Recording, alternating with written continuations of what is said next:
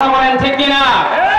আজকে এরকম তাফসীর মাহফিল করার জন্য থানার মধ্যে অনুমতি নিতে হয়েছে, নেতার কাছে অনুমতি নিতে হয়েছে, গ্রামের পাতি মাস্টারদের কাছে অনুমতি নিতে হয়েছে। কথা বলেন ঠিক কিনা?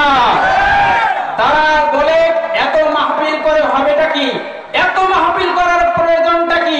আমি সেই সকল মুরতাদ আর নাস্তিকদের দাঁত ভাঙা জবাব দেব এভাবে যে বাংলার মুসলমানরা কোরআন থেকে দূরে সরে যাওয়ার কারণে আজকে টেকনাফ থেকে তেতুলিয়া, রূপসা থেকে পাটুরিয়া, সুন্দরবন থেকে বন্দরবান সর্বত্র মুসলমানদেরকে হেনস্থা করা হচ্ছে। কথা বলেন ঠিক কিনা?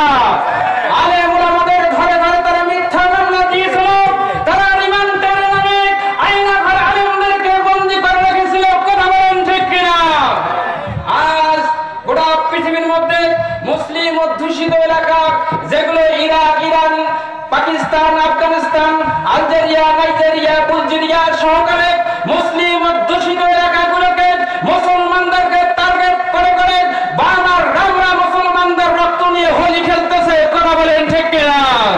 তার এই ধারাবাহিকতায় সোনার বাংলায়, এই ভূখণ্ডে, শাহজালালের এই বাংলাদেশে, শাহ মাকদুমের এই বাংলাদেশে, শাহপরানের এই বাংলাদেশে, কেরামত আলীর এই বাংলাদেশে লক্ষ লক্ষ মা বোনের ইজ্জতের বিনিময়ে কিনা এই বাংলাদেশে 90% মুসলমানের এই সোনার বাংলাদেশে আলেম ওলামাদেরকে মারার জন্য সুগভীর ষড়যন্ত্র তারা মেটে উঠেছে। কথা বলেন ঠিক কিনা? সম্মানিত উপস্থিতি, এই কোরআনের মাহফিল করে কাজেই ফিরে আসতে হবে কোরআনের কাছে। কোরআনের মাহফিল করে কোরআনের দায় মুক্ত হওয়া যায় না। কোরআনকে খতম বললেই কোরআনের হক আদায় হয় না। তারাবির নামাজের মধ্যে কোরআন খতম করলে কোরআনের হক আদায় হয় না। প্রতি বছর কোরআন খতম করলে কোরআনের হক আদায় হবে না। আল্লাহর এই কোরআনকে বাংলার জমিনে তথা এই পৃথিবীতে বাস্তবায়ন করতে গিয়ে আল্লাহ রাসূল সাল্লাল্লাহু আলাইহি ওয়াসাল্লাম 3টি বছর জেল খেটেছেন, সাহাবারা রক্ত দিয়েছেন, শহীদ হয়েছেন আল্লাহর এই কোরআন বাস্তবায়ন করতে গিয়ে। কথা বলেন ঠিক কিনা?